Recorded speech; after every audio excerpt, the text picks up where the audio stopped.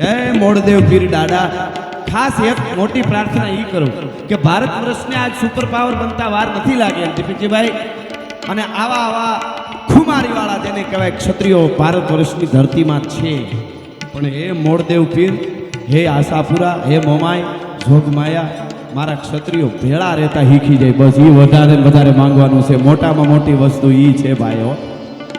હા હા હા, ઓલી નદીને કાંઠે કોઈ બેન કપડાં ધોતા હતા અને એમાં ઓલા કપડાની માથે ધોકાના ધપ ધપ ધપ ધપ ઘા કરે, એમાં હુઈ કપડાં સીવવાની આમ બાજુમાં પડેલી. હુઈએ કીધું કે દોરો હોય ને કપડાની અંદર દોરો હોય સીવવાનો, એ કે દોરા માથે ધબા પડે છે ને ધોકા, એટલે દોરાએ કીધું ધોકા પડે છે.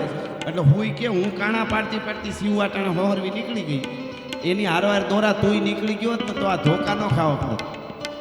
પણ તે વાહે ગાંઠ વાળી દોરા હુઈ કે છે સોય, તે ગાંઠ વાળી એટલે તને ધોકા પડે. ત્યારે દોરાએ જે જવાબ આપ્યો તો સુઈ તારી મારી જાત જુદી છે, તું લોઢું છો પણ દોરો કે હું કાપડનો છું અને આ મારું કાપડ છે, મારી નાત.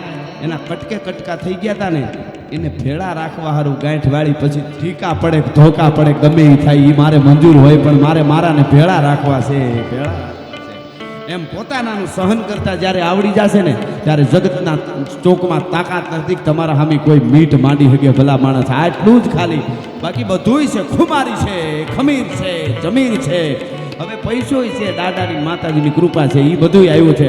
અને નશો કોઈને કરવો હોય ને તો અમારે ત્યાં અમારું કોઈ એડ્રેસ તમારું પૂછે ને ખાસ કહી દઉં, મોડ જાડેજાઓને સમગ્ર કહી દઉં કે તમને કોઈ સરનામું પૂછે કે તમે ક્યાં રહ્યો છો, તમારું એડ્રેસ કયું, તો એમને કહેજો કે અમે મોડકુબા રહી, માંડવી રહી, ભુજ રહી કે હાલારમાં રહી, જામનગર રહી.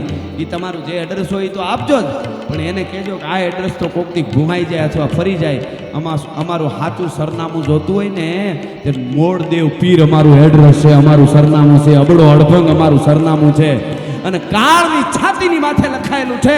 સમયની તાકાત નથી કે આ એડ્રેસને ભૂલી શકે, સમયની તાકાત નથી કે આ દાદાના જે પીરના એડ્રેસ છે એ તમારા એડ્રેસને ભૂલી શકે, કાળની પણ તાકાત નથી એ ભૂલી શકે.